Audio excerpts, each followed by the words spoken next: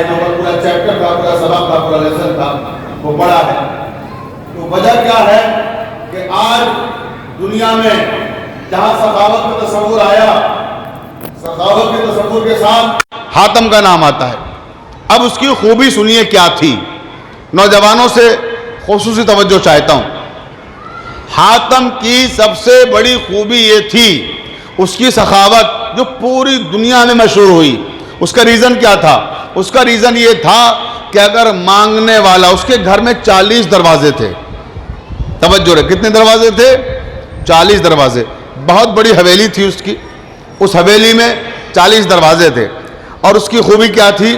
اس کی خوبی یہ تھی کہ مانگنے والا 20 دروازے پہ آیا اور حاتم نے اسے کچھ عطا کر دیا، پھر اسی سائل نے، اسی مانگنے والے نے دوسرے دروازے پہ دستک دی۔ اب حاتم پھر آیا، دیکھا وہی ہے جو پہلے دروازے سے لے کر گیا ہے، مگر حاتم نے یہ نہیں کہا کہ تم تو ابھی اس دروازے سے لے کر گئے ہو، نہیں، اس نے پھر عطا کر دیا۔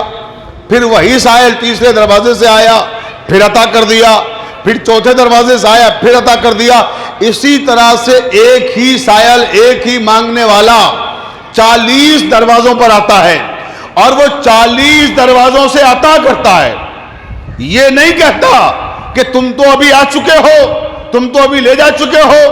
ہمارے گھر میں 40 دروازے تو کیا ہوں گے، 2 دروازے بھی ہوتے ہیں۔ تو توجہ چاہتا ہوں، جن کے گھروں میں 2 دروازے ہیں، اگر مانگنے والا ایک دروازے پہ آیا، معلوم ہوا اسی گھر کا دروازہ پیچھے والی گلی میں بھی کھلتا ہے، غلطی سے اس نے، جان کر کے نہیں، سائل نے غلطی سے اگر پیچھے والا دروازہ بجا دیا اور آپ پہنچے تو آپ کیا کہیں گے کہ بھئی ابھی تو اس دروازے سے دیا ہے، وہی تو گھر ہے، ایک ہی گھر ہے، دروازے 2 ہیں، لہذا دے چکے تمہیں، دوبارہ نہیں دیتے لوگ، کیا کہتے ہیں؟ دے چکے۔ مگر حاتم کی خوبی کیا ہے کہ حاتم آنے والے کو 40 دروازوں سے خیرات دیتا ہے۔ اب فرق سمجھیے، زمانے کو نور اور کتاب کی ضرورت کیوں ہے؟ کیونکہ یہ جو کردار ہیں ہمارے انسانی کردار، بشری کردار، ان کی خصلت کیا ہے، ان کی فطرت کیا ہے، ان کی طینت کیا ہے؟ ایک دروازے سے دے کر دوسرے دروازے پہ ٹوک دیتے ہیں کہ ہم دے چکے ہیں، ابھی ابھی دیا ہے۔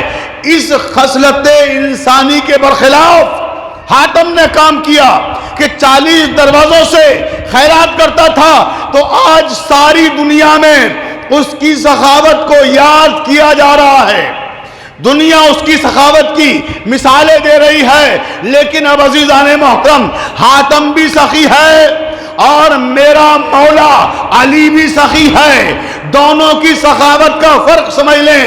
حاتم اس سخی کا نام ہے جو 40 دروازوں سے خیرات کرتا ہے، اور میرا مولا علی وہ سخی ہے، وہ بادشاہ ہے کہ ایک دروازے سے اتنا عطا کر دیتا ہے کہ دوسرے دروازے پہ جانے کی ضرورت ہی نہیں پڑتی۔ صلوات پڑھ دے محمد وآل محمد پر۔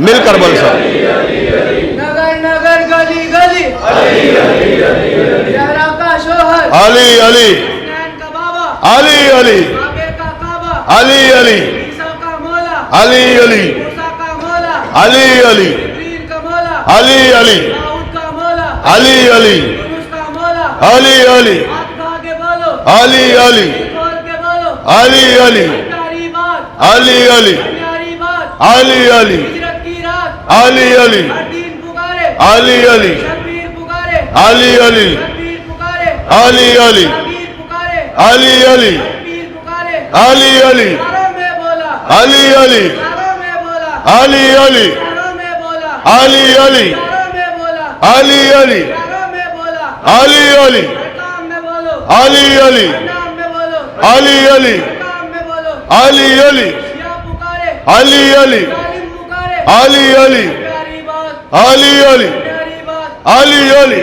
قبر سے باہر جو کر دے تیری قبر کے اندر، علی علی، جنت سے باہر जो कर दे खंडक के अंदर, अली अली काबे से बाहर जो कर दे काबे के अंदर, अली अली मस्जिद के बाहर जो कर दे मस्जिद के अंदर, अली अली जन्नत के बाहर जो कर दे जन्नत के अंदर, अली अली हैदर हैदर हैदर हैदर हैदर हैदर हैदर हैदर या अली सलात। अल्लाहुम्मा सल्ली अला मुहम्मद व आले मुहम्मद।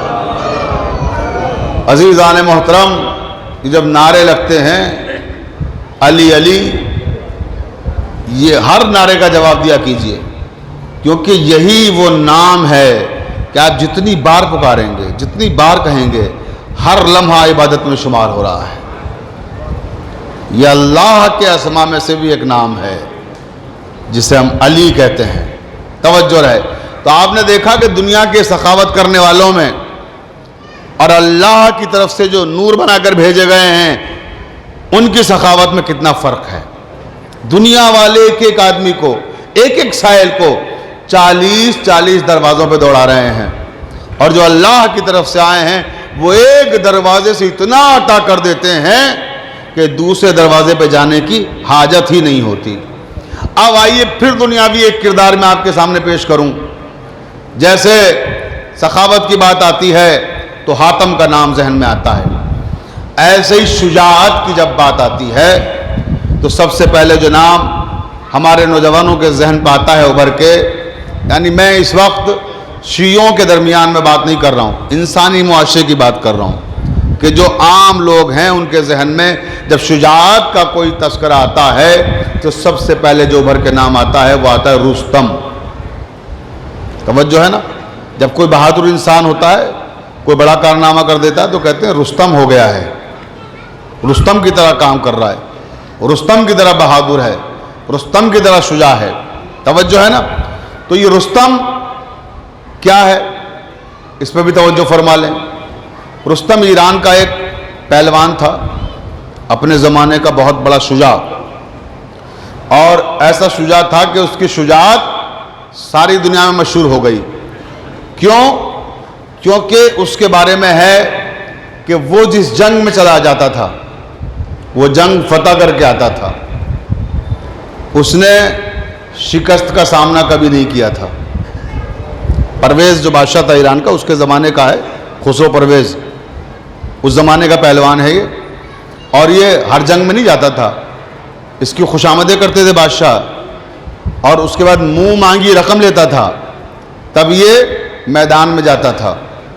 ये कोई फौजी नहीं था कि हुकूमत का मुलाजिम था मैदान में जाता था, नहीं, ये आज़ादाना तौर पर अपनी शुजाअत के लिए मशहूर था। बड़ी बड़ी हुकूमतें और बड़ी बड़ी जंगों में इसे बुलाती थी और पैसा देती थी, इसका मुंह मांगा। तो इस तरह से इसकी शुजाअत का डंका ईरान में बजा, और ईरान से बच के अजम में बजा, अजम से बच के अरब में बजा, और अरब से इसका डंका बजता हुआ हिंदुस्तान तक आया और दुनिया के मुख्तलिफ मुल्कों में फैला। और फिर इस पर ड्रामे लिखे गए, रुस्तम और सोहराब। आप लोगों ने ड्रामा पढ़ा होगा, शेक्सपियर का ड्रामा भी इंग्लिश में लिखा है उसने, और उर्दू में भी है, हिंदी में भी है, मुख्तलिफ ज़बानों में ये ड्रामा बहुत सी जगहों पर तो निसाब में, कोर्स में शामिल है, सोहराब और रुस्तम। तब बहुत मशहूर ड्रामा है, तवज्जो चाहता हूँ। अब इसमें ये जो रुस्तम है जिसकी बहादुरी के डंके बज रहे हैं, और जैसी शुजाअत का नाम आता है तो रुस्तम का नाम हमारे जहन पे आता है, और रुस्तम के नाम का मतलब शुजाअत। तवज्जो चाहता हूँ। तो अब आप ये देखिए कि मेरे मौला अली की शुजाअत में और रुस्तम की शुजाअत में क्या फ़र्क है। जैसे आपने देखा कि हातम की सखावत और मौला अली की सखावत में क्या फ़र्क है, अब ऐसे ही देखिए रुस्तम और अली की शुजाअत में क्या फ़र्क है, क्या डिफरेंस है। पूरी तवज्जो चाहता हूं अपने तमाम सुनने वालों की। सोहराब और रुस्तम जब आप ड्रामा पढ़ेंगे जो शेक्सपियर ने लिखा है या जो उर्दू में तर्जुमा हुआ है, हिंदी में ट्रांसलेट हुआ है, इन सारे ड्रामों में आप देखेंगे कि इसका जो एंड होता है, ख़त्म होता है ड्रामा, कहाँ पर होता है? ख़त्म यूँ होता है कि रुस्तम मैदान जंग में जंग करने के लिए गया होता है। जब वो जंग करने के लिए गया होता है तो वो जंग اپنے ہی جوان بیٹے سے کر رہا ہوتا ہے. اسے معلوم نہیں ہے کہ دشمن میرے بیٹے کو میرے مقابل لے آیا ہے، کیونکہ یہ چھوٹا سا بیٹا تھا اس کا، اور یہ اسے چھوڑ کر میدان جنگ کی مصروفیات کے سبب باہر رہا اور دوبارہ پھر اپنے بیٹے سے نہیں ملا. بیٹا یہاں جوان ہو گیا، اور ظاہر سی بات ہے رستم کا بیٹا تھا تو شجاعت اس کے اندر بھی ورثے میں آئی، اور سہراب نے بھی اپنا نام بنایا اور کمایا، اور طرف اس کے بھی چرچے ہونے لگے تھے. مگر رستم اس سے بھی ناواقف ہے. میدان جنگ میں ہوتا کیا ہے کہ باپ اور بیٹے کا مقابلہ ہو رہا ہے.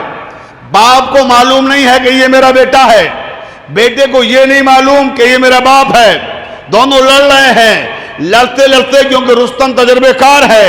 رستم نے جب سہراب پہ حملہ کیا تو اس کو اس طرح سے حملہ کرتا ہے کہ وہ زمین پہ گرا دیتا ہے. زمین پہ گرا کر اس کے سینے پہ بیٹھ جاتا ہے، سینے پر بیٹھ کر خنجر مارتا ہے اس کے سینے میں، اور جیسے ہی خنجر مارتا ہے تو اچانک اس کی نگاہ اس کے بازو پہ پڑتی ہے، اور جب وہ رستم کے بازو پہ دیکھتا ہے تو اسے وہ تعویذ نظر آتا ہے، جو تعویذ وہ اپنی بیوی کو دے کر آیا تھا کہ جب میرا بیٹا بڑا ہو جائے تو یہ تعویذ اس کے بازو پہ باندھ دینا. جیسے اس تعویذ کو دیکھتا ہے تو وہ چونکتا ہے، اور پھر سوچتا ہے کہ میں نے یہ خنجر کس کے کلیجے میں اتار دیا، یہ نیچے کون ہے. تب وہ پوچھتا ہے کہ تم کون ہو؟ تو نوجوان جواب دیتا ہے کہ میں سہراب ہوں، اور تم اس وقت سے بچو کہ جب میرے مرنے کی خبر میرے باپ رستم کو جائے. اگر میرا باپ رستم سن لے گا کہ تو نے سہراب کو مار دیا تو تجھے زندہ نہیں چھوڑے گا. جیسے یہ سنتا ہے رستم کانپنے لگتا ہے، آنکھوں سے آنسو روا ہو جاتے ہیں، اور کہتا ہے مجھے افسوس کہ میں نے آج خود اپنے نیزے سے، اپنے خنجر سے اپنے ہی بیٹے کو مار دیا. اس کا بیٹا دم توڑ دیتا ہے، اور یہ اشک ندامت بہاتا ہے کہ میری تلوار، میرا نیزہ، میرا خنجر خود میرے بیٹے ہی کی موت کا سبب بن گیا. یہ دنیا کا بہادر ترین انسان جس کی شجاعت پہ ساری دنیا فخر کرتی ہے. اور رستم زماں کے خطاب دیے جاتے ہیں پہلوانوں کو کہ صاحب کیا کہنا، بہت بڑے بہادر ہیں یہ. تو اب عزیزان محترم فرق سنیے میرے مولا کی شجاعت میں اور رستم کی شجاعت میں. رستم اس شجاع کا نام ہے، اس بہادر کا نام ہے کہ میدان جنگ میں جب تلوار چلاتا ہے، میدان جنگ میں جب نیزے چلاتا ہے، میدان جنگ میں جب خنجر چلاتا ہے تو اس کی تلوار خود اس کے بیٹے کو قتل کر دیتی ہے، اور وہ پہچان نہیں پاتا کہ میں نے جسے قتل کیا ہے وہ میرا خون ہے، میرا بیٹا ہے. تو جس کی تلوار خود اپنے لہو کو نہ پہچان سکے اس بہادر کا نام ہے رستم. اور جس بہادر کی تلوار میدان جنگ میں 7 نسلیں دیکھ کر چلے کہ اگر 7 نسلوں کے بعد بھی کوئی مومن پیدا ہونے والا ہو تلوار رک جائے، اسے علی کہتے ہیں.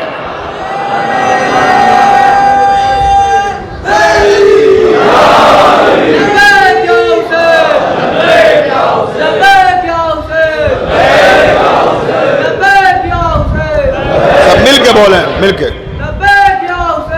لبیک یا حسین.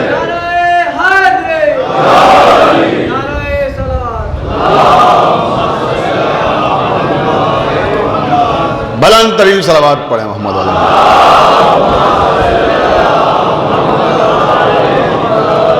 تو عزیزان محترم آپ نے دیکھا کہ انسانی معاشرے کے جو کردار ہیں وہ اور ہیں، اور جو اس کے بھیجے ہوئے ہیں نورانی کردار جو اس نے کتاب کے ساتھ بھیجے ہیں ان کے اعمال و افعال اور ہیں. تبھی تو قرآن نے کہا تھا وَلَوْ أَنَّا قُرْآنًا سُيِّرَتْ بِهِ الْجِبَالُ أَوْ قُطِّعَتْ بِهِ الْأَرْضُ أَوْ كُلِّمَ بِهِ الْمَوْتَى. میں نے عرض کیا تھا اس سے پہلے والی مجلس میں، اب اپنی گفتگو کو مربوط کر رہا ہوں آج کی تقریر سے پرانی تقریروں کو، کہ کیا کہا تھا قرآن نے کہ وَلَوْ أَنَّا قُرْآنًا سُيِّرَتْ بِهِ الْجِبَالُ.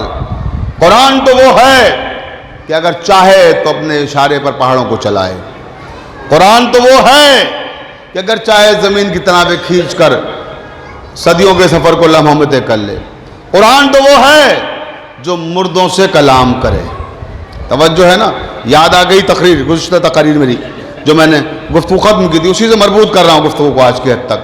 اپنے تمام سننے والوں کی توجہ چاہتا ہوں, بہت توجہ دان محترم, کہ یہ وہ ہے جو قرآن ناطق ہیں, جسے اس نے نور بنا کر بھیجا ہے. یہ قرآن ناطق ہیں, اور یہ قرآن جو ہم پڑھتے ہیں, تلاوت کرتے ہیں, یہ ہے قرآن صامت. تو اس قرآن کا اور اس قرآن کا دونوں کا رشتہ بڑا گہرا ہے. اب میں آپ کو اس رشتے کی گہرائی کے لیے مکہ معظمہ لے کے چلتا ہوں. توجہ چاہتا ہوں, آئیے تھوڑی دیر میرے ساتھ مکے کی وادیوں کا سفر کیجئے, اور مکہ معظمہ میں خانہ کعبہ, خانہ کعبہ کا صحن کعبہ میں ایک مسند لگی ہوئی ہے, اور اس مسند پر جلوہ افروز ہیں ابن عباس. توجہ رہے, ابن عباس درس قرآن دے رہے ہیں. تاریخ کہتی ہے کہ ابن عباس کے درس میں روز لوگ بڑھ رہے تھے, روز تعداد بڑھتی جا رہی تھی, اور اہل مکہ پریشان تھے اس بات سے کہ ابن عباس کے درس میں تعداد کیوں لوگوں کی بڑھتی جا رہی ہے, لوگ اتنی بڑی تعداد میں کیوں شریک ہو رہے ہیں.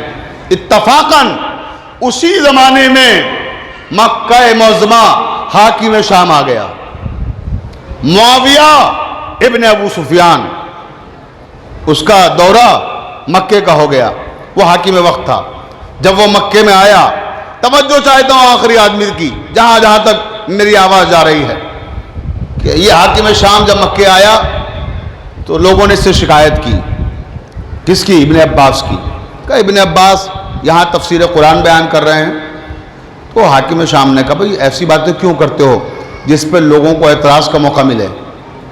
ابھی لوگ کہیں گے نہیں, اگر ہم اس پہ اعتراض کریں گے کہ ابن عباس کیوں تفسیر بیان کر رہے ہیں, تو لوگ ہم سے کہیں گے بھئی کیوں نہ بیان کریں وہ, کیونکہ ان سے زیادہ حق کس کا ہے تفسیر قرآن بیان کرنے کا. ان کے گھر میں قرآن آیا ہے, رسول خدا صلی اللہ علیہ وسلم کے چچا زاد بھائی ہیں, عباس ابن عبد المطلب کے بیٹے ہیں, اور علی ابن ابی طالب کے شاگرد ہیں. آپ کو یاد دلاؤں یہ کون ابن عباس ہیں؟ یہ وہی ابن عباس ہیں جو مسجد کوفہ میں مولائے کائنات سے گفتگو کر رہے تھے. نماز مغرب کا وقت تھا, تو کہنے لگے مولا میں چاہتا ہوں کہ آج کسی آیت کی تفسیر بیان کیجئے. علم تفسیر کے مولائے کائنات کے خاص طالب علم ہیں یہ, انہیں مولا علی نے علم تفسیر سکھایا ہے. تو کہنے لگے مولا آج کوئی آیت کی تفسیر. تو مولا نے فرمایا بولو کس آیت کی چاہتے ہو؟ کہ بسم اللہ الرحمن الرحیم کی تفسیر بیان کر دیجئے آج. توجہ رہے, بسم اللہ الرحمن الرحیم کی تفسیر بیان کر دیجئے. مولا نے کہا ٹھیک ہے. اب شروع کی مولا نے بسم اللہ کی تفسیر. تو بائے بسم اللہ سے شروع ہوئی تفسیر, بے کی تفسیر بھی نہیں. بائے بسم اللہ کے نیچے جو نقطہ ہے اس نقطے کی تفسیر شروع کی, بے کی تفسیر بھی نہیں, نقطے پر گفتگو شروع ہوئی جو بے کے نیچے نقطہ ہے, بسم اللہ کی بھی نہیں ابھی.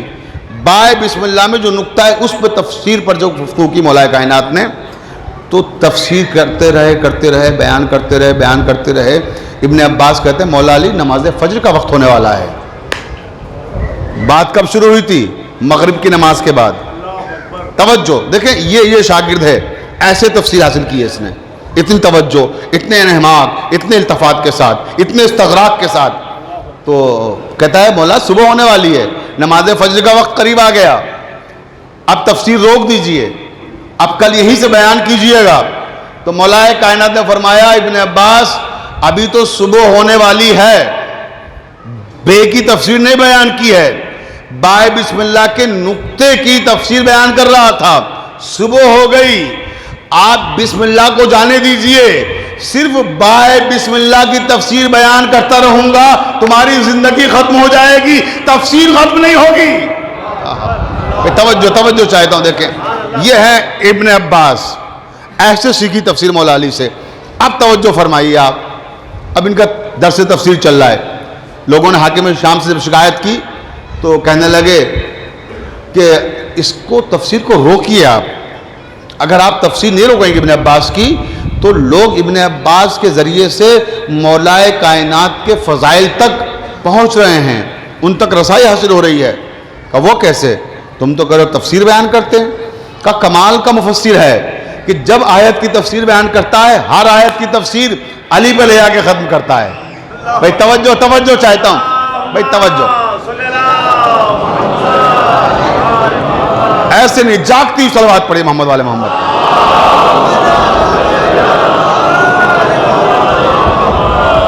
کہ ہر آیت کی تفسیر علی پہ لے جا کے ختم کرتا ہے۔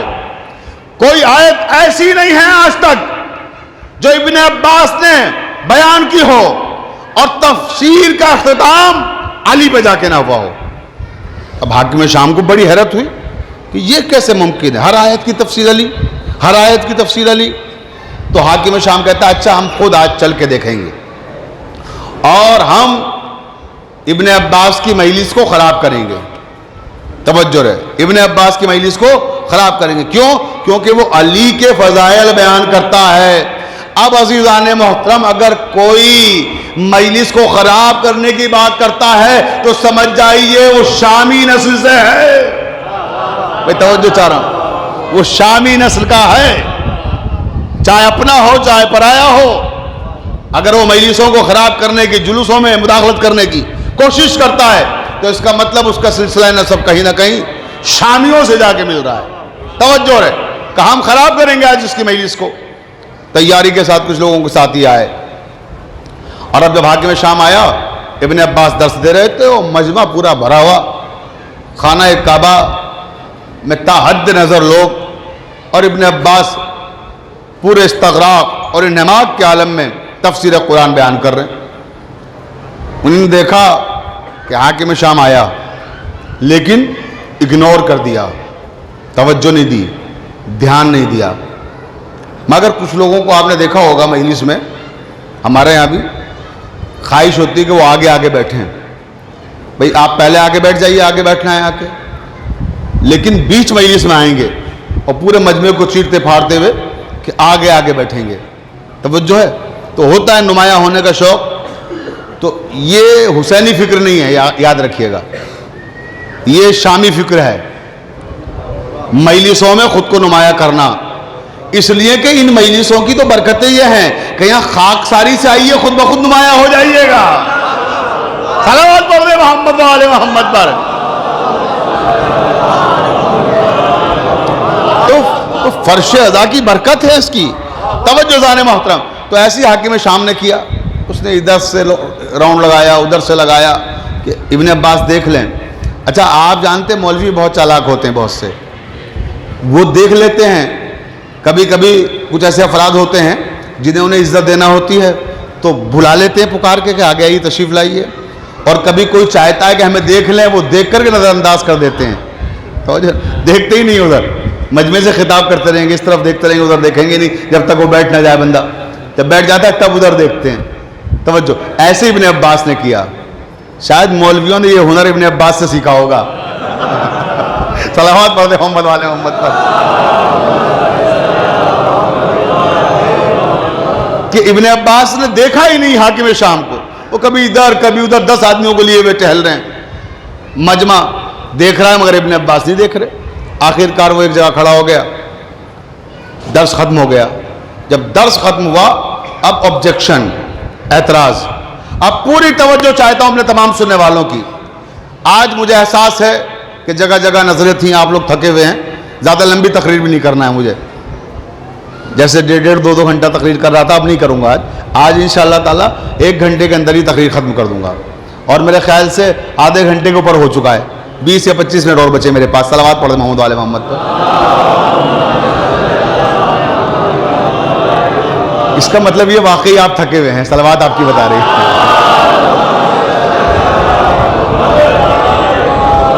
بات توجہ انشاءاللہ بھی دیکھیے، ساری تھکاوٹ آپ کی دور ہو جائے گی، کیونکہ ہم تو وہ لوگ ہیں، ہم پر نہ موسم اثر انداز ہوتے ہیں نہ حالات اثر انداز ہوتے ہیں۔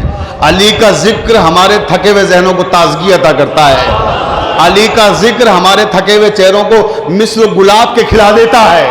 صلوات پڑھو نا محمد والے محمد پر۔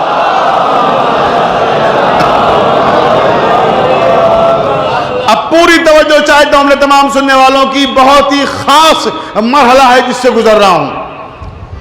حاکم شام کہتا ہے ابن عباس یہ تم تفسیر قرآن بیان کر رہے تھے؟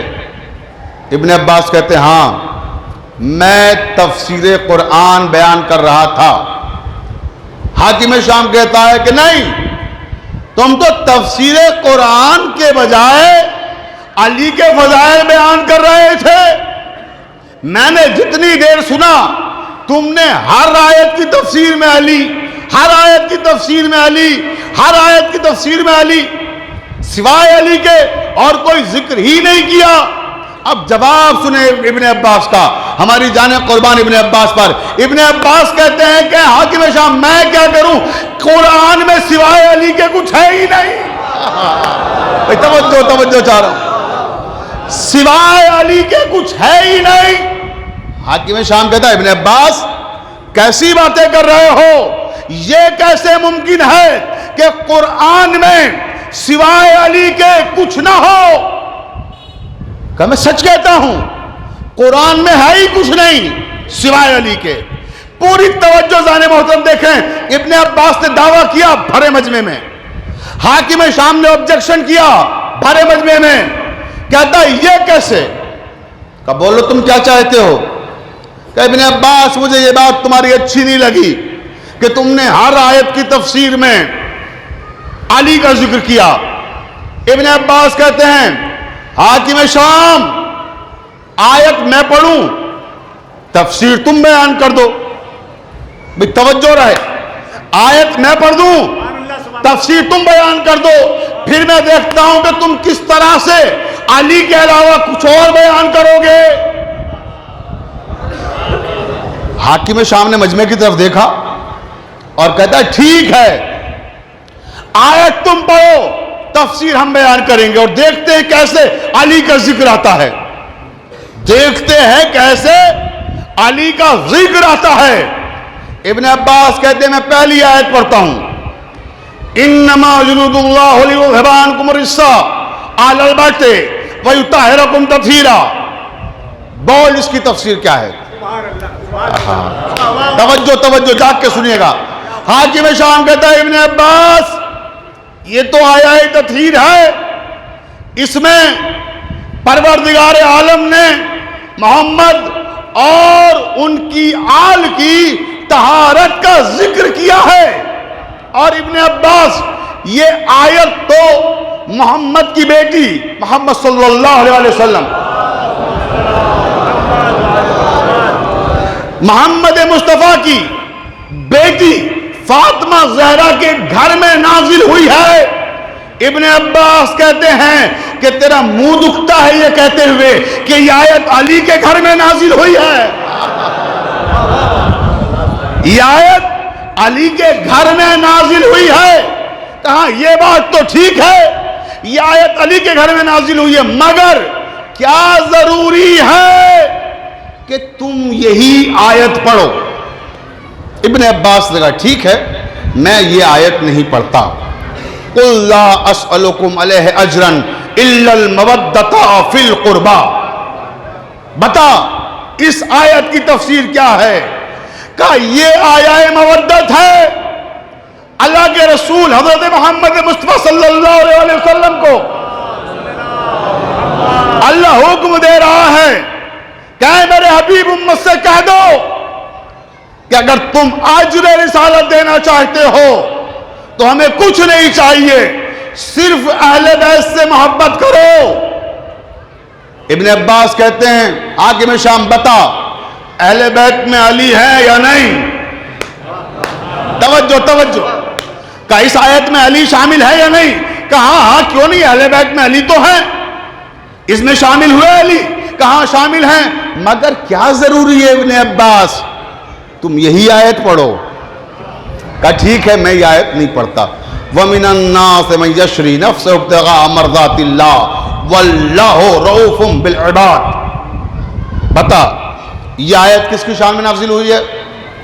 کہا ابن عباس یہ تو آیا ہے شب ہجرت ہے، جب اللہ کے رسول ہجرت پہ جا رہے تھے، اپنی جگہ اپنے بستر پر علی کو سلا کے گئے تھے، اللہ نے علی کا نفس خریدا، اپنی مرضی علی کو دی، اس وقت یہ آیت نازل ہوئی تھی۔ مگر کیا ضروری ہے کہ تم اسی آیت کو پڑھو؟ بھائی توجہ چاہتا ہوں۔ ابن عباس کہتے ہیں ٹھیک ہے میں یہ آیت نہیں پڑھتا، سبحان الذی اسری بعبدہ لیلا من المسجد الحرام الی المسجد الاقصی۔ بول یہ آیت کس کی شان میں نازل ہوئی ہے؟ کہ یہ آیت تو آیہ معراج ہے، جب پیغمبر اسلام شب معراج عرش اعظم پر گئے تھے، اللہ نے پیغمبر سے آسمان پہ بلا کر گفتگو کی تھی۔ ابن عباس کہتے ہیں حاکم شام ذرا یہ تو بتا اللہ نے پیغمبر سے کس کے لہجے میں گفتگو کی تھی؟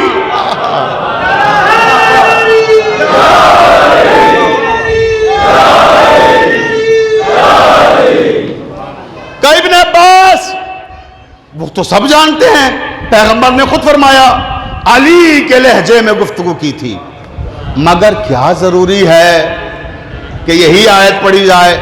کہ ٹھیک ہے ہم یہ آیت نہیں پڑھتے۔ کُلَّ شَيْءٍ أَحْصَيْنَاهُ فِي إِمَامٍ مُبِينٍ، بتا کس کی شان میں آئی ہے؟ ابن عباس اس میں تو صاف صاف واضح مفہوم ہے، اللہ کہہ رہا ہے میں نے تمہاری طرف امام مبین کو بھیجا ہے، اور وہ امام ہے جس میں ہر شے کا احصا ہے، اس میں ہر شے کا احصا قرار دیا ہے۔ تو ابن عباس کہتے ہیں اچھا پھر یہ بتا ذرا سا اس آیت کے تعلق سے پیغمبر اسلام نے کچھ ارشاد فرمایا ہے؟ کہاں کیوں نہیں فرمایا؟ پیغمبر اسلام نے فرمایا هو الامام الذی احصى الله فی کل شیء۔ پیغمبر اسلام نے حضرت علی کی طرف دیکھ کر کہا تھا کہ دیکھو اس آیت میں جس امام مبین کا تذکرہ پروردگار کر رہا ہے وہ امام مبین علی ہے۔ بھائی توجہ توجہ توجہ، وہ امام مبین علی ہے۔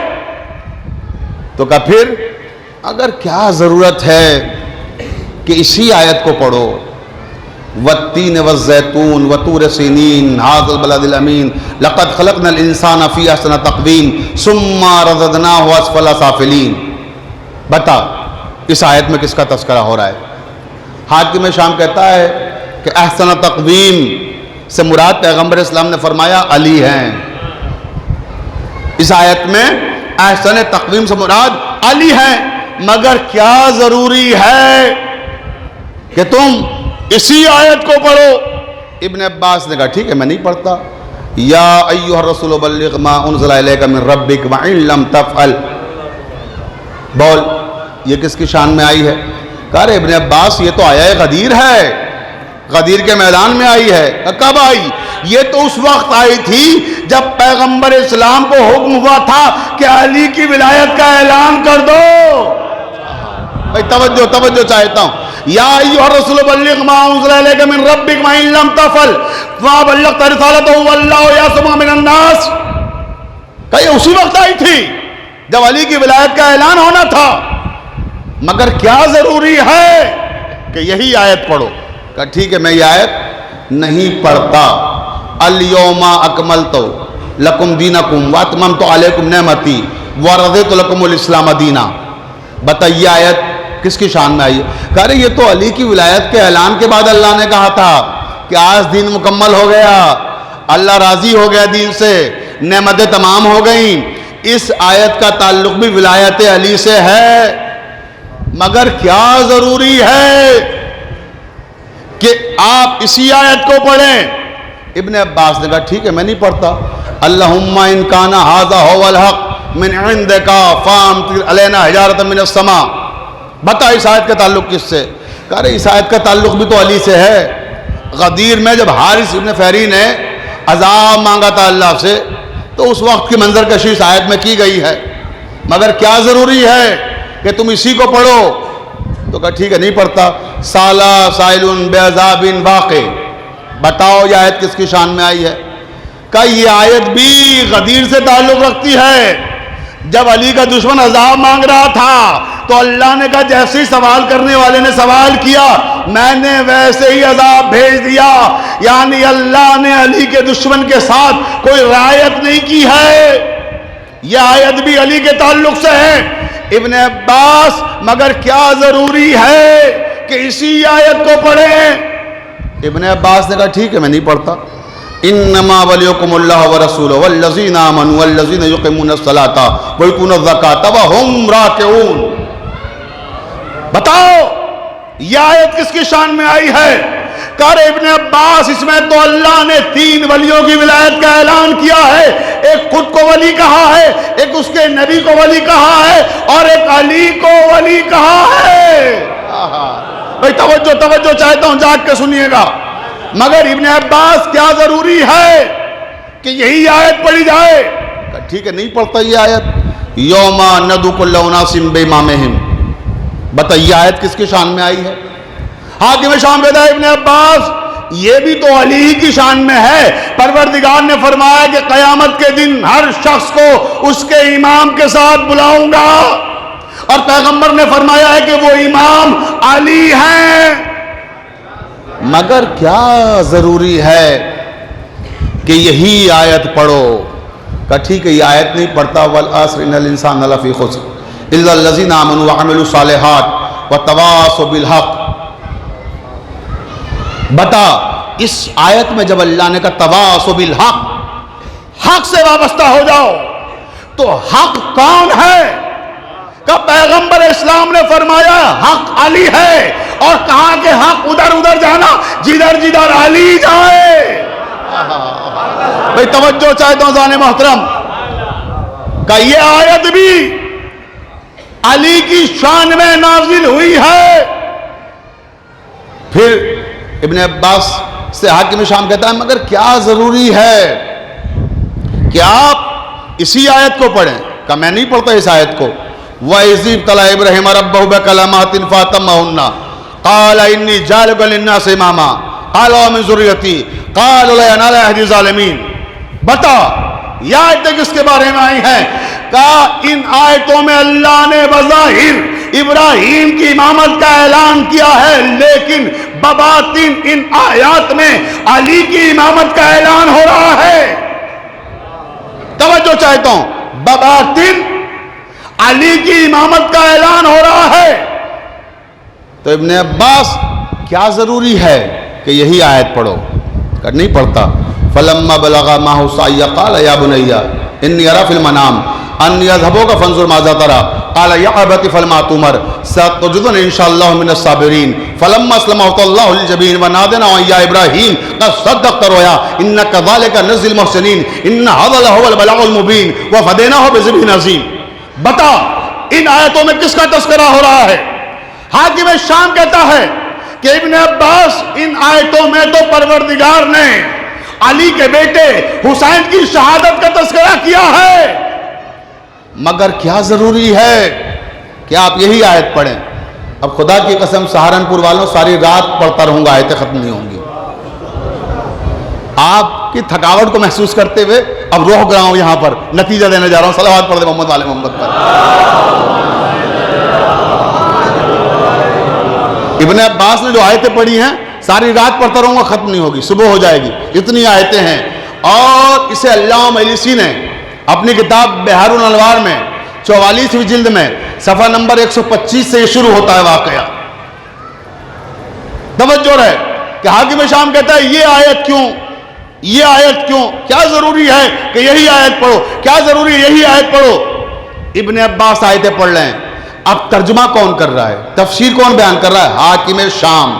بہت توجہ, جاگ کے ایک جملہ سنیے گا, پھر نتیجے دینے جا رہا ہوں. پوری توجہ چاہتا ہوں اپنے تمام سننے والوں کی. ابن عباس اس ذہین طالب علم کا نام ہے, مولا علی کا وہ حسین اور ذہین طالب علم ہے کہ ابھی تک لوگ الزام لگا رہے تھے کہ ابن عباس قرآن کی آیتوں کے پردے میں علی کے فضائل بیان کرتا ہے. اب آیتیں ابن عباس بیان کر رہے ہیں, فضائل حاکم شام بیان کر رہا ہے. صلوات پڑھ دے محمد والے محمد پر.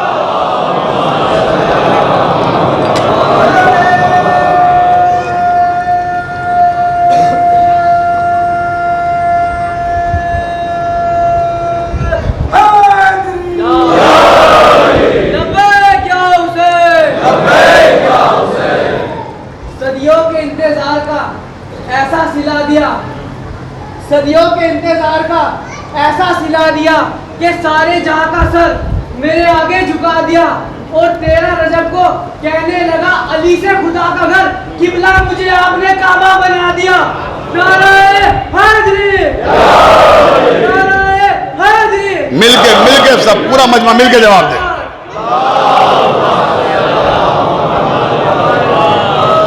بہت توجہ دانے محترم، آیتوں پہ آیتیں سناتے رہے ابن عباس۔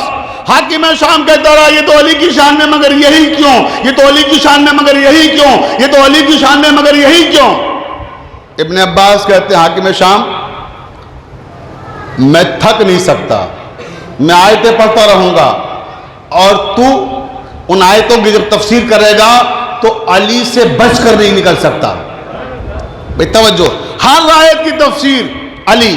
اس کے بعد عجیب دعویٰ کیا ابن عباس نے کہ 6666 آیتوں میں قرآن مجید کی کوئی ایک آیت ایسی دکھا جس میں علی کا ذکر نہ ہو۔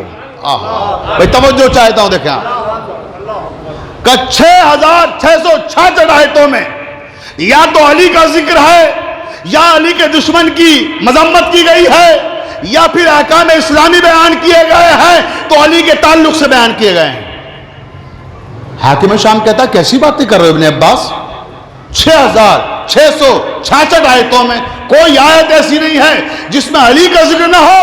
کہاں میں اتنے بڑے مجمع میں چیلنج کر رہا ہوں، بتا کون سی آیت ایسی ہے کہ جو علی کی شان میں نہیں ہے؟ آیت تو پڑھ، تفسیر میں بیان کروں گا۔ توجہ چاہتا ہوں۔ حاکم شام نقش حیرت بنا ہوا ابن عباس کو دیکھتا ہے۔ حاکم شام کے جو مصاحبین تھے، جو ساتھ میں آئے تھے، وہ کوئی عام آدمی نہیں تھے، حفاظ قرآن تھے، تفسیر قرآن کا معاملہ تھا۔ تو حفاظ قرآن نے حاکم شام سے کہا تھوڑا وقت مانگ لو، تھوڑا سا وقت مانگ لو، ہم آیت نکال دیں گے ایسی جس کا تعلق علی سے نہیں ہے۔ توجہ رہے۔ تو حاکم شام کہتا ہے ابن عباس میں چاہتا ہوں کچھ وقت تم دو۔ کہا کس لیے؟ کہ ہم ایسی آیت نکال دیں گے قرآن میں جس میں علی کا ذکر نہیں ہوگا۔ بہت توجہ جاگ کے سنیے گا نوجوانوں، چیلنج کیا ہے ابن عباس کو کہ ہم نکالیں گے آیت جس کا کوئی تعلق علی سے نہیں ہوگا۔ ابن عباس نے کہا کتنا وقت چاہیے تمہیں؟ کہا 1 گھنٹہ۔ ابن عباس کہتے ہیں 2 گھنٹے تمہیں دیے۔ توجہ رہے، 2 گھنٹے تمہیں دیے، اور 2 گھنٹے تو تمہارے کہنے پر ہے، میری طرف سے نماز صبح کا جب تک وقت نہیں ہو جائے گا میں یہاں بیٹھا ہوا ہوں، نماز صبح کے وقت تک ڈھونڈ لاؤ۔ توجہ، شام کی بات ہے کہ صبح تک کا وقت جاؤ ڈھونڈ لاؤ آیت ایسی کوئی بھی جو تمہارے حساب سے علی کی شان میں نازل نہ ہوئی ہو۔ میں علی کا شاگرد ثابت کروں گا کہ وہ علی کی شان میں ہے۔ بڑی توجہ، دعائیں چاہوں گا بزرگوں سے۔ نوجوانوں اپنے ذہن میں محفوظ کر لیجئے گا اس کو، پوری توجہ۔ وقت دے دیا، کئی گھنٹے کے بعد مجمع سارا بیٹھا ہوا ہے، ایک آدمی وہاں سے نہیں ہٹا، کیونکہ سب کو حیرت ہے کہ بھئی ایسا کیا معاملہ ہے، یہ کیسے ممکن ہے کہ قرآن کی ہر آیت کو ابن عباس نے چیلنج کر دیا کہ علی کے تعلق سے ہے۔ کہہ دیا کہ کوئی آیت لے آؤ میں ثابت کروں گا کہ علی کا تعلق ہے اس آیت سے۔ تو حاکم شام کئی گھنٹوں کے بعد اپنے مصاحبین کے ساتھ واپس آیا، قرآن لے کر حافظان قرآن سر سے سر ملا کر غور و فکر کرتے رہے کون سی آیت نکالیں جو علی کے تعلق نہ رکھتی ہو، جو علی سے تعلق نہ رکھتی ہو، جو علی کی شان میں نہ ہو۔ گھنٹوں سوچنے کے بعد آئے، حاکم شام نے کہا کہ صاحب ہم آیت لے آئے جس آیت کا تعلق علی سے نہیں ہے۔ توجہ چاہتا ہوں، ابن عباس مسکرائے، نہ کوئی پیشانی پر ذرہ برابر پریشانی کی کوئی شکن، نہ کوئی گھبراہٹ، نہ کوئی فکر کہ پتہ نہیں کون سی آیت لائے ہوں گے، اللہ جانے کس طرح سے میں ثابت کروں گا۔ بڑے سکون سے، بڑے اطمینان سے کہا پڑھو وہ آیت جو تمہارے حساب سے علی کی شان میں نہیں ہے۔ کہنے لگے اذا زلزلت الارض زلزالہا واخرجت الارض اثقالہا وقال الانسان ما لہا، کہ یہ ہیں آیتیں وہ جن کا تعلق علی سے کوئی نہیں ہے۔ سورہ زلزال قرآن مجید کا 99واں سورہ ہے، اس کی ابتدائی 3 آیتیں ہیں یہ. ان آیتوں کا کوئی تعلق علی سے نہیں ہے. ابن عباس مسکرائے، کہا افسوس حاکم شام، تو جن آیتوں کو لے کر آیا ہے وہ بھی علی ہی کی شان میں نازل ہوئی ہیں. بھئی توجہ رہے. حاکم شام کہتا ہے وہ کیسے؟ ان آیتوں سے بھلا کیا تعلق علی کا؟ پر کیا کہا گیا ان آیتوں میں؟ کہ اذا زلزلت الارض زلزالها واخرجت الارض اثقالها وقال الانسان ما لها. کہ ان آیتوں میں پروردگار عالم کہہ رہا ہے کہ جب زمین کو زلزلہ آئے گا، زمین اپنے سینے میں چھپے ہوئے سارے خزانوں کو الٹ دے گی، جو اس کے سینے میں ہوگا پوشیدہ وہ سب انڈیل دے گی باہر. وقال الانسان ما لها. اور جب زمین کو زلزلہ آ رہا ہوگا اور وہ رکنے کا نام نہیں لے رہی ہوگی، ایسی صورت میں ایک انسان آئے گا، وقال الانسان ما لها، اور وہ آ کر اس زمین سے کہے گا، ہلتی ہوئی زمین سے، مرتعش زمین سے، زلزلے میں آئی ہوئی زمین سے، کہ زمین تجھے کیا ہو گیا ہے، ٹھہر جا. توجہ. اب حاکم شام کہتا ہے اس سے کیا علی کا تعلق بھلا؟ اس آیت سے کیا تعلق؟ ابن عباس کہتے ہیں کہ سن حاکم شام، اے اہل مکہ، یہاں اکثریت مکے والوں کی ہے، لیکن کیا تم میں کچھ لوگ ایسے بھی ہیں جو مدینے سے عمرہ کرنے آئے ہوئے ہیں؟ تو کچھ لوگوں نے ہاتھ اٹھایا کہ صاحب ہم مدینے سے آئے ہیں. کہا کتنے لوگ ہیں؟ کافی تعداد میں لوگوں نے ہاتھ اٹھایا کہ ہم مدینے سے آئے، ہم مدینے سے آئے. کہ سب بیٹھ جاؤ، صرف ایک آدمی کھڑا رہے، اور وہ آدمی کھڑا رہے کہ جو وفات پیغمبر کے بعد کے حالات کا عینی شاہد ہے. تو کچھ اور کھڑے ہو گئے کہ ہم بھی شاہد ہیں، ہم بھی شاہد ہیں، ہم بھی شاہد ہیں، ہم نے بھی دیکھا ہے وفات رسول کے بعد کے حالات کو، اب تک دیکھتے چلے آ رہے ہیں. کہ نہیں، ایک آدمی کھڑا رہے، باقی سب بیٹھ جاؤ. سب بیٹھ گئے، ایک آدمی کھڑا ہو گیا. ابن عباس کہتے ہیں سن حاکم شام، تجھے نہیں معلوم، ان سے پوچھ مدینے والوں سے، یہ سارے گواہی دیں گے. اے اہل مدینہ، کیا وفات پیغمبر کے بعد مدینے میں زلزلہ آیا تھا؟ سارے مدینے والوں کا آیا تھا. بہت خطرناک زلزلہ آیا تھا. بلڈنگیں تاش کے پتوں کی طرح بکھر رہی تھی، میدان ہچکولے لے رہا تھا، اور ہم سب گھبرا کے گھر چھوڑ کر میدان میں آ گئے تھے، اور پورا مدینہ میدان مدینہ میں آ گیا تھا. سارے لوگ وہیں آ گئے، مگر زمین تھی کہ ٹھہرنے کا نام نہیں لیتی تھی، بار بار اچھل رہی تھی. اور جب زمین اچھلتی تھی کوئی گرتا تھا، کوئی پڑتا تھا، اور ہمارے حالات برے تھے، پریشان تھے کہ کیسے اس طوفان سے، اس زلزلے سے نجات ملے گی. کہ پھر کیا ہوا؟ ابن عباس کہتے ہیں پھر کیا ہوا بتاؤ؟ کہ پھر یہ ہوا کہ جب ہم سب پریشان تھے، میدان مدینہ میں بیٹھے ہوئے تھے، زلزلے سے زمین اچھل رہی تھی، مکان گر رہے تھے، اس وقت میدان مدینہ میں علی آئے. توجہ چاہتا ہوں، توجہ. میدان مدینہ میں علی آئے. کہ پھر کیا ہوا؟ کہ علی نے آ کر زمین کو اپنے پاؤں سے تھپ تھپایا. وقال الانسان ما لها. آیت کیا کری کہ اس انسان نے کہا کہ تجھے کیا ہو گیا ہے؟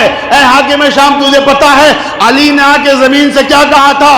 ما قال الانسان ما لها. تب اس انسان نے آنے کے بعد کہا تھا، یعنی علی نے آنے کے بعد کہا تھا، اے زمین تجھے کیا ہو گیا ہے؟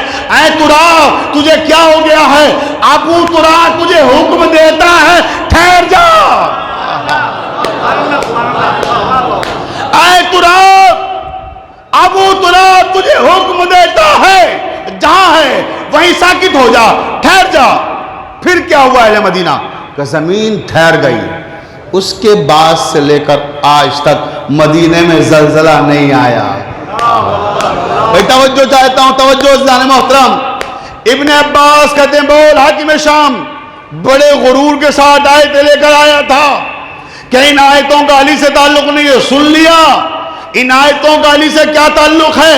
کہ سن، یہ تو تمثیل ہے، یہ تو مثال ہے، یہ تو نمونہ ہے جو میدان مدینہ میں پروردگار نے دکھایا، لیکن اصل میں تو علی اس وقت جب قیامت کے میدان میں زلزلہ آ رہا ہوگا تب علی آئیں گے، تب آگے کہیں گے اے زمین تجھے کیا ہو گیا ہے، ابو تراب تجھے حکم دیتا ہے ٹھہر جا، تب زمین ٹھہرے گی علی کے کہنے سے۔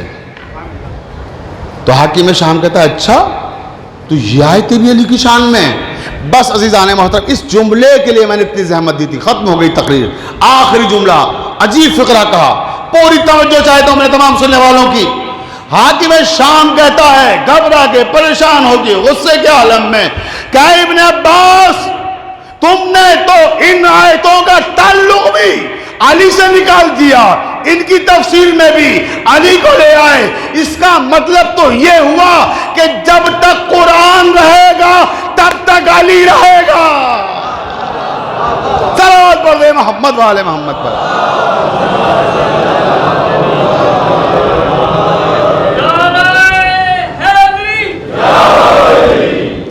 بھئی ایسے نعرہ نہیں لگے گا۔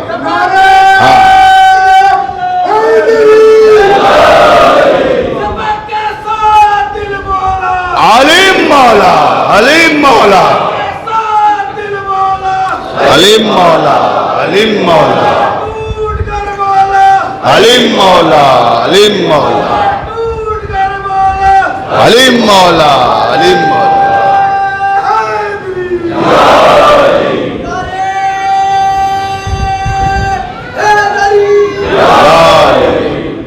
بہت توجہ زانے محترم، تو کیا کہا جب تک قرآن رہے گا تب تک علی رہے گا۔ اب میں اس جملے کو پلٹ دیتا ہوں حاکم شام کے کہ جب تک علی رہے گا تب تک قرآن رہے گا۔ آج بھی ایک علی ہے تبھی تو قرآن ہے نا عزیزان محترم، کیونکہ قرآن کے ساتھ ساتھ وارث قرآن بھی موجود ہے۔ بس عزیزان محترم، آج کی حد تک تقریر کو یہیں روک رہا ہوں۔ انشاءاللہ یہیں سے جہاں تقریر روکی آج کہ قرآن اور ان کا تعلق کیا ہے آپس میں آپ نے دیکھا، یہیں سے کل تقریر کو شروع کروں گا۔ آج کی تاریخ غازی عباس سے منسوب ہے، لہذا چند کلمات ان کے تعلق سے اور مجلس ختم ہو جائے گی۔ مسائل بہت تفصیل سے نہیں پڑھنے، یہ جو حضرت عباس کے تعلق سے بتانا چاہتا ہوں یہ سنیں آپ، اس کے بعد پھر مسائل کی منزل۔ حضرت عباس کو زندگی میں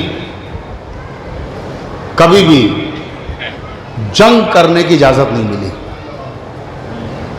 صرف زندگی میں ایک موقع ملا تھا جب حضرت عباس کو اجازت جنگ ملی تھی، وہ بھی تھوڑی دیر کے لیے۔ اور وہ کہاں ملی تھی؟ وہ اجازت ملی تھی آپ کو سن 37 ہجری میں میدان صفین میں، جب مولا عباس کا صرف 11 برس کا تھا، صرف 11 برس کی عمر میں جنگ کی ہے، اس کے علاوہ کوئی جنگ حضرت عباس نے نہیں کی ہے۔ بلکہ مجھے اس مرحلے پر سید محمد افضل فارغ سیتا پوری یاد آ گئے۔ یہ نوجوانوں کے لیے انفارمیشن دے رہا ہوں، میں اپنے ذہنوں میں محفوظ کر لیجئے گا اس کو۔ سید محمد افضل فارغ سیتا پوری یہ کون ہیں؟ یہ میر انیس علی اللہ مقامہ کے شاگرد ہیں مرثیہ گوئی میں، اور ان کا تذکرہ پروفیسر نیر مسعود نے سوانح انیس میں بھی کیا ہے، اور بہت سے تذکرہ نگاروں نے کیا ہے، مگر مختصراً تذکرہ ہوا ان کا۔ یہ دراصل بڑے شاعر تھے اپنے زمانے کے، انیس کے بعد بہت اہم مرثیہ نگار ہیں، مگر ان کو نظر انداز کیا گیا، اور کچھ وجوہات بھی ایسی تھی جس کی وجہ سے یہ نظر انداز ہوئے بھی۔ اس کی وجہ کیا تھی وہ بھی سن لیں۔ وجہ یہ تھی کہ میر انیس کے انتقال کے بعد، بھئی میر انیس کی زندگی میں تو کسی کا چراغ جلا نہیں انیس کے علاوہ، انیس کی زندگی میں دبیر کا چراغ نہیں جل پایا تو کوئی اور کیا جلاتا اپنا چراغ؟ توجہ ہے نا، انیس تو وہ شاعر تھا، شاعر اعظم جسے کہا جاتا ہے، تو عناصر اربع ہے، اردو زبان کے 4 بڑے شاعروں میں سے ایک ہے۔ تو انیس کے انتقال کے بعد دیکھیں خودداریاں، وفاداریاں، ہماری تہذیبی شرافتیں کیا ہوا کرتی تھی۔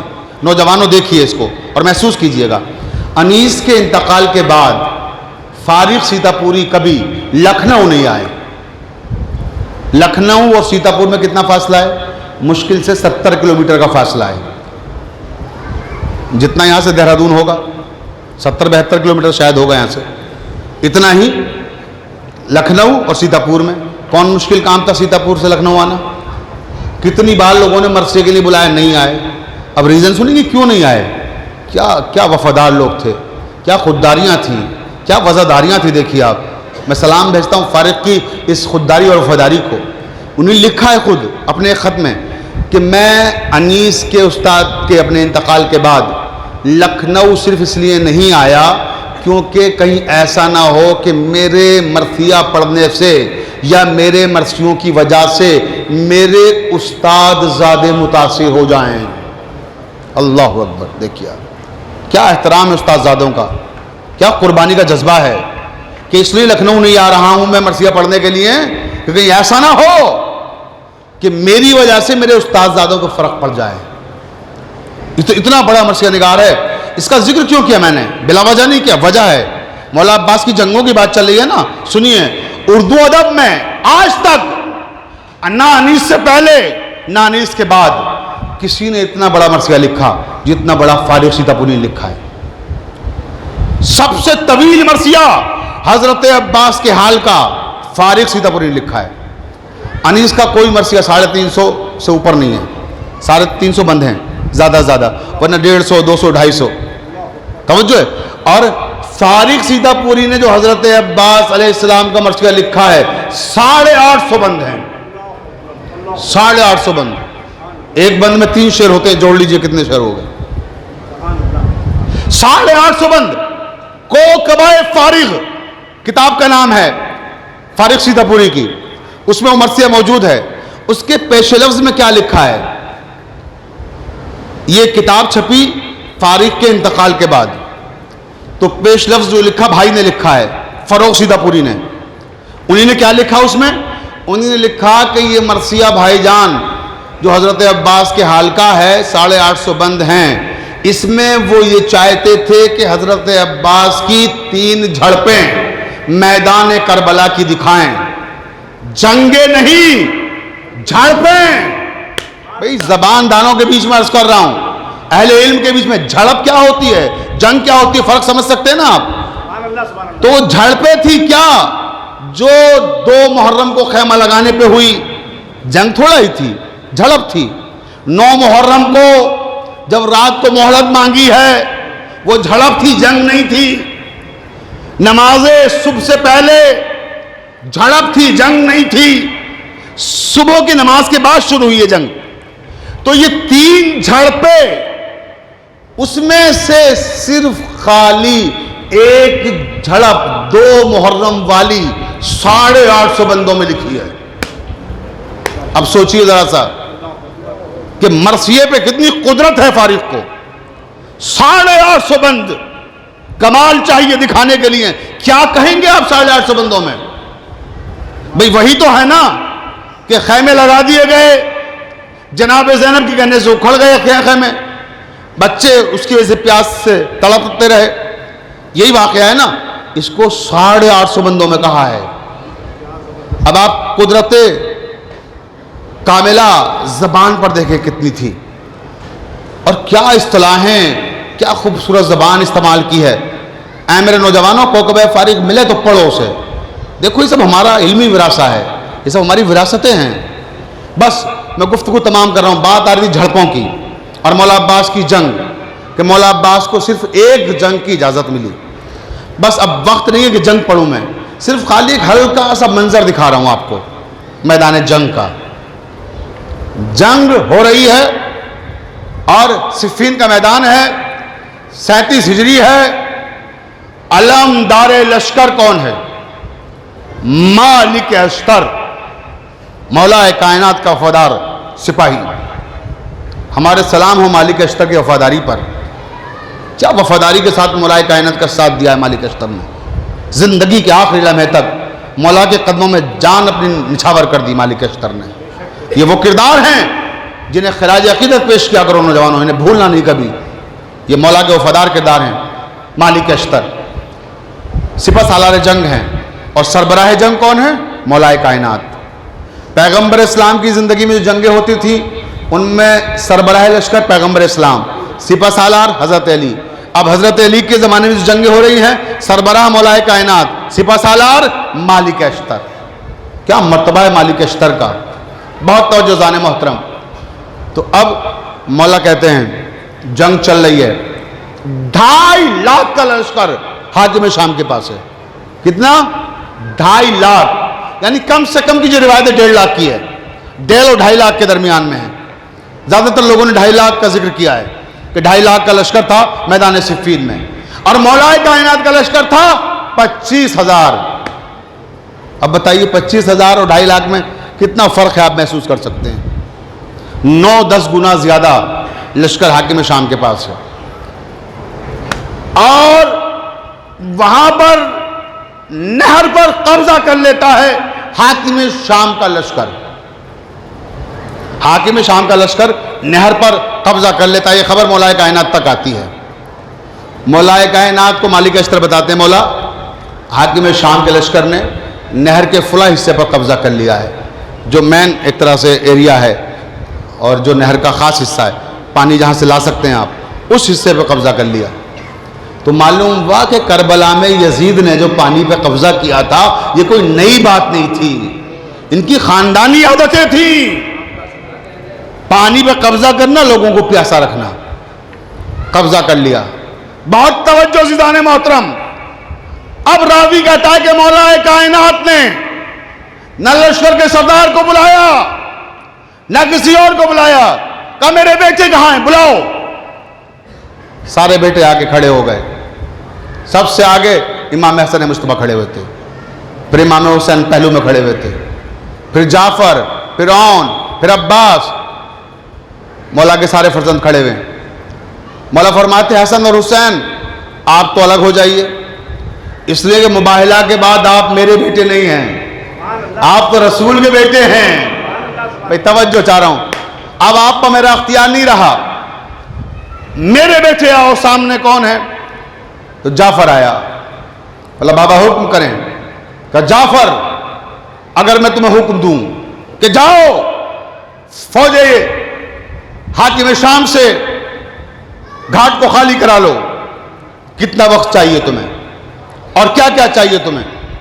کہ بابا کچھ نہیں، اپنا گھوڑا دے دیجئے گا، اپنی تلوار دے دیجئے گا، اور بابا 1500 آدمی دے دیجئے گا، 1500 سپاہی.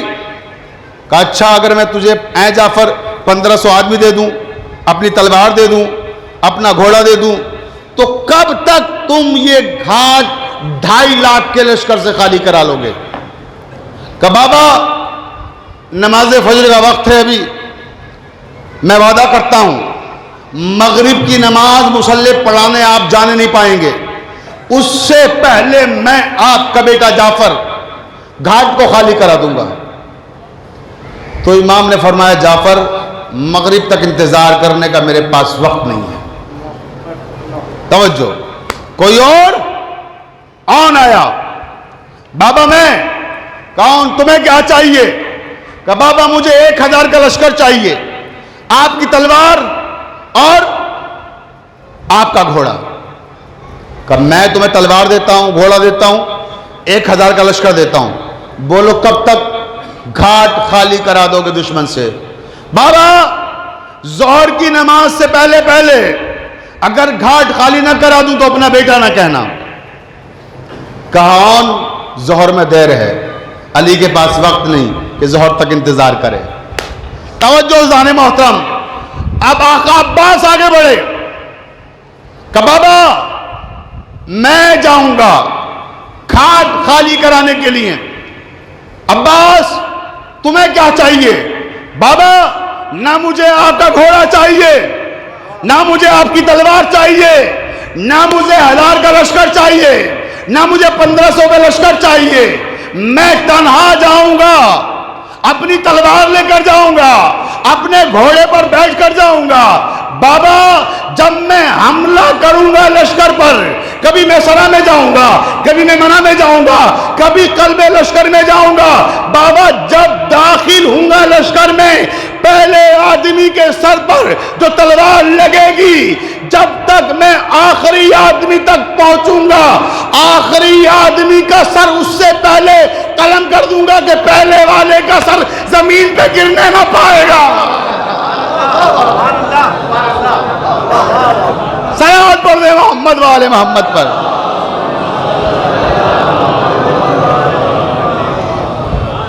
ایک مرتبہ اور صلوات پڑھ دے محمد والے محمد پر۔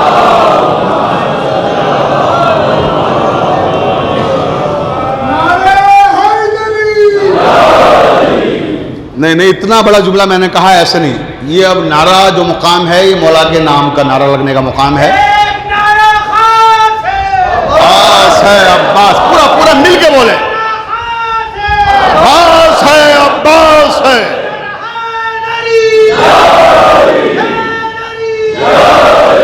زندہ باد، جزاک اللہ، مولا سلامت رکھے آپ کو۔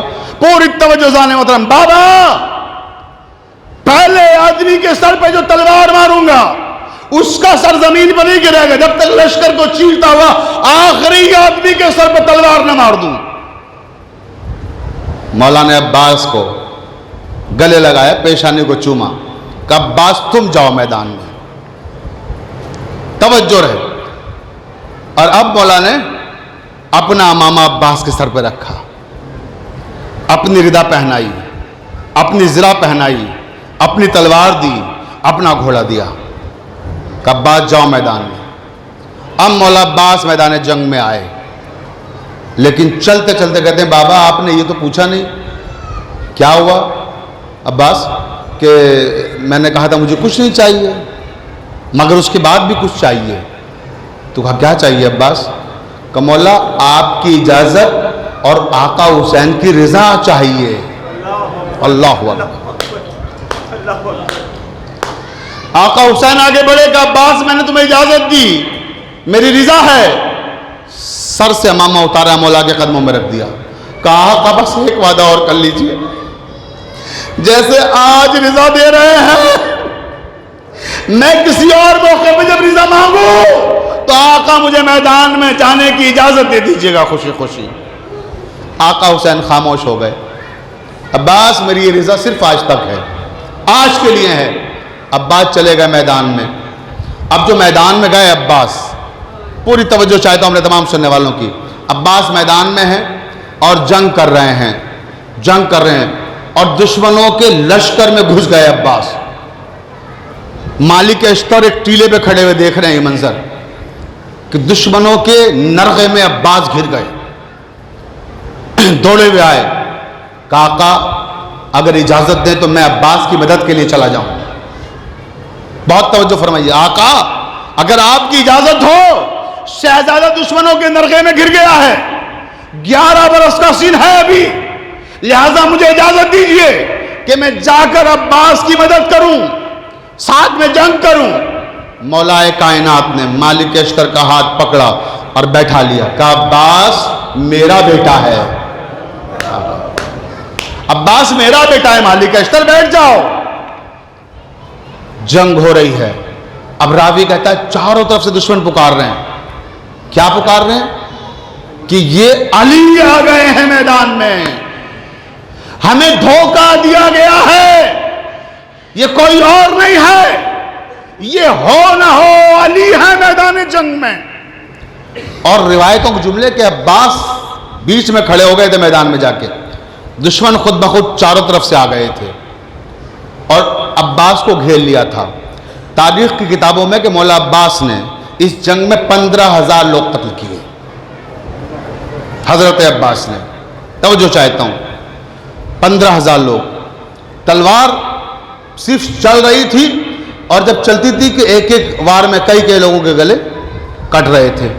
راوی کہتا ہے عباس صرف میدان جنگ میں جا کے کھڑے ہو گئے تھے، عباس کسی کو مارنے کے لیے نہیں جا رہے تھے، قتل کرنے کے لیے نہیں جا رہے تھے، لوگ چل چل کے خود حضرت عباس تک آ رہے تھے۔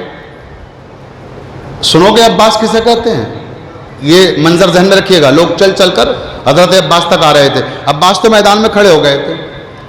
عربی میں شیر کے لیے مختلف لفظ ہیں۔ شیر کو کہتے ہیں اسد، شیر کو کہتے ہیں زیغم، شیر کو کہتے ہیں غضنفر، شیر کو کہتے ہیں قیصر، شیر کو کہتے ہیں حیدر، شیر کو کہتے ہیں عباس. توجہ ہے؟ تو یہ جو شیر ہیں، ہر شیر کا، ہر لفظ کا معنی الگ ہے. اسد اس شیر کو کہتے ہیں جو میدان جنگ میں جائے تو اپنے دشمن کو زندہ نہ چھوڑے. یہ ہے اسد. اس کے معنی اسد کے یہ ہیں کہ جو میدان جنگ میں جائے تو زندہ نہ چھوڑے اپنے دشمن کو، مار کر ہی واپس آئے. یہ اسد. اس کے بعد پھر ہے زیغم. زیغم اس شیر کو کہتے ہیں جو ہواؤں میں اچھل اچھل کر حملے کرتا ہے. توجہ ہے؟ اسے کہتے ہیں زیغم. اور غضنفر اس شیر کو کہتے ہیں جو پرندوں کا شکار کرتا ہے، وہ صرف پرندوں کا شکار کرتا ہے، اسے کہتے ہیں غضنفر، جو پرندوں کا شکار کرے. توجہ رہے. اور قیصر اس شیر کو کہتے ہیں جو بلا شرکت غیرے جنگل میں حکمرانی کرنے کا عادی ہو، اسے کہتے ہیں قیصر. توجہ. حیدر، جاگ کے سنیے گا حیدر کے معنی. حیدر کے معنی بھی شیر ہیں، مگر حیدر اس شیر کو کہتے ہیں جو شکار کر کے، جس شے کا شکار کرے اسے دوسرے لوگوں کے کھانے کے لیے چھوڑ دے. سبحان اللہ سبحان اللہ. اسے کہتے ہیں حیدر. خیبر میں علی نے فتح کرنے کے بعد مال غنیمت سب کو تقسیم کر دیا، خود کچھ نہیں لیا. یہ حیدر ہے. اب سنیے عباس. میں کیا عرض کر رہا تھا کہ عباس میدان میں جا کے کھڑے ہو گئے تھے، دشمن نے خود گھیر لیا تھا کہ، اور اب قتل ہو رہے تھے عباس کی تلوار سے. عباس کہیں نہیں جا رہے تھے، عباس تو میدان میں کھڑے ہوئے تھے نا. اب سنیے عباس کس شیر کو کہتے ہیں، عباس کے معنی کیا ہیں. عباس اس شیر کو کہتے ہیں جو جنگل میں جہاں موجود ہو، شکار اس کے پاس چل کے آئے، وہ شکار کی تلاش میں نہ جائے. سبحان اللہ سبحان اللہ. بھائی توجہ توجہ چاروں دیکھیں نا. تو خود سے آ رہے ہیں اور قتل ہو رہے ہیں. ایک منزل ایسی آ گئی کہ صاحب لشکر نے بغاوت کر دی کہ دھوکہ ہے دھوکہ ہے، حیدر ہیں حیدر ہیں، علی ہو ہی نہیں سکتی، اتنے آدمی قتل کر دیے، تلوار ہے کہ رکتی نہیں ہے. بہت توجہ زان محترم. تب مولا کائنات اپنے خیمے سے باہر نکلے، نقاب پہن کر میدان جنگ میں آئے، اور اس کے بعد اپنے چہرے سے نقاب کو اٹھایا. جیسے ہی نقاب کو چہرے سے اٹھایا، دشمن حیرت زدہ ہو گئے. یہ کیا ہوا؟ ارے حیدر تو اب آئے ہیں، علی تو اب آئے ہیں. پھر یہ کون تھا؟ مولا عباس کے چہرے سے امام علی نے نقاب کو اٹھایا کہ ھذا قمر بنی ہاشم، یہ بنی ہاشم کا چاند ہے. صلوات پڑھ دے محمد والے محمد پر.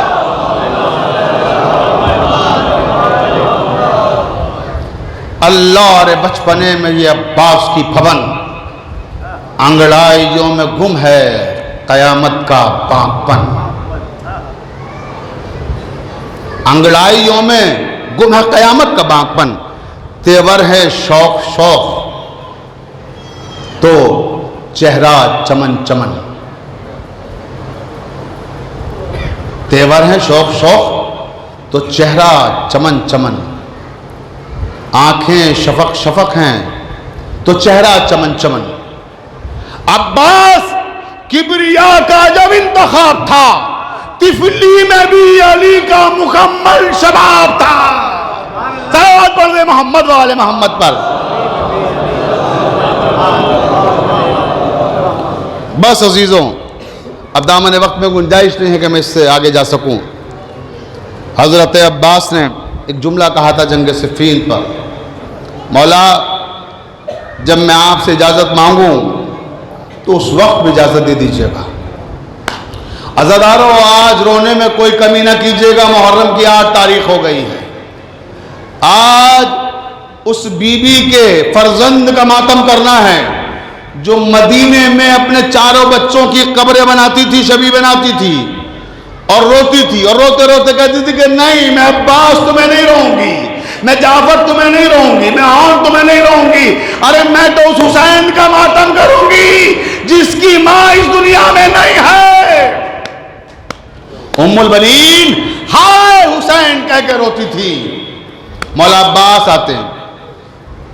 مجھے نہیں معلوم کہ جب انہوں محمد کے لاشیں اٹھا کر لائے تو مولا کی کیفیت کیا تھی. جب قاسم کی لاش کے ٹکڑے اٹھا کر لائے آقا عباس تو کیا کیفیت تھی میں نہیں بتا سکتا.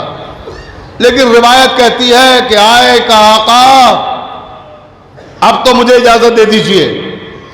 علامہ مجلسی نے بحر الانوار میں لکھا ہے کہ جب آقا عباس نے کہا مولا اب تو اجازت دے دیجئے, اب تو بنی ہاشم قتل ہو رہے ہیں, شہید ہو رہے ہیں, اب مجھے میدان میں جانے دیجئے.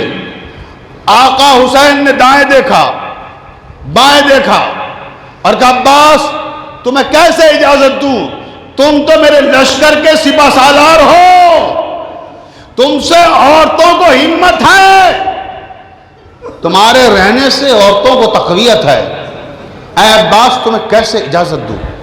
تب آقا عباس سے بھی دائیں دیکھا بائیں دیکھا. اللہ میری سے لکھتے ہیں آقا حسین سے کہا مولا میں جس لشکر کا سردار تھا وہ لشکر کہاں ہے. مولا جہاں لشکر گیا وہیں سردار کو جانے کی اجازت دے دیجئے. عباس تمہیں کیسے اجازت دوں. روایت کے فقرے ہیں کہ چوبے خیمہ سے ٹیک لگا کر آقا عباس بیٹھ گئے. اچانک کانوں میں آواز آئی العطاش العطاش العطاش. ہائے پیاس مارے ڈالتی ہے, ہائے پیاس مارے ڈالتی ہے, ہائے پیاس مارے ڈالتی ہے. عباس چوبے خیمہ سے اٹھے, در خیمہ کی طرف آئے. سکینہ 4 برس کی بچی دوڑتی ہوئی آئی. چچا العطش العطش العطش. چچا ہائے پیاس ہائے پیاس ہائے پیاس. چچا پیاس کی وجہ سے ایسا لگتا ہے کہ روح اب نکلی اب نکلی. چچا پیاس مارے ڈال رہی ہے.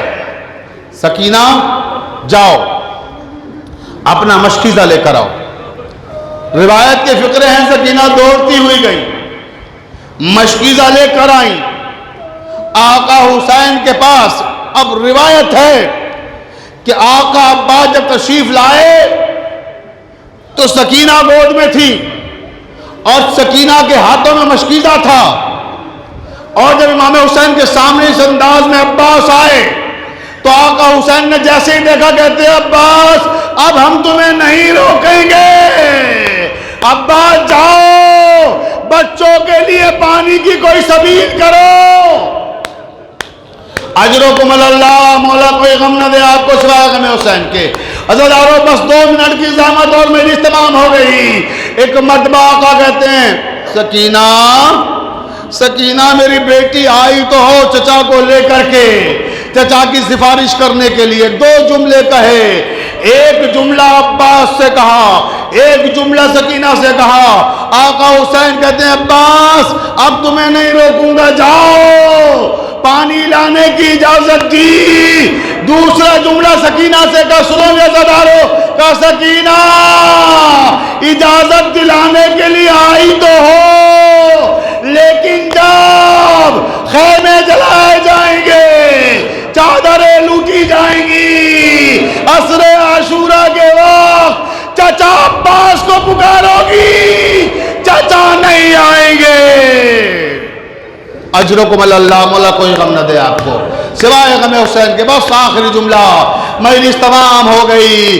عزاداران مظلوم کربلا پانی لینے کے لیے عباس گئے.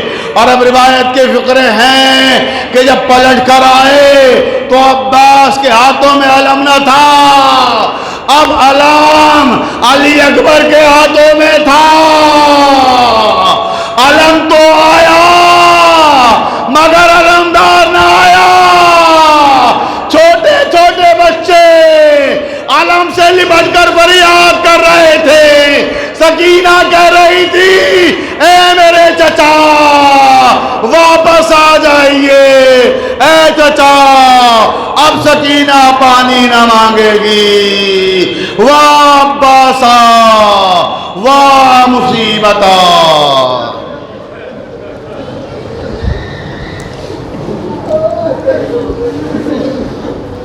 اللهم اغفر للمؤمنين والمؤمنات والمسلمين والمسلمات الأحياء منهم والأموات تعب بينهم بالخيرات إنك مجيب الدعوات إنك على كل شيء قدير. ماتم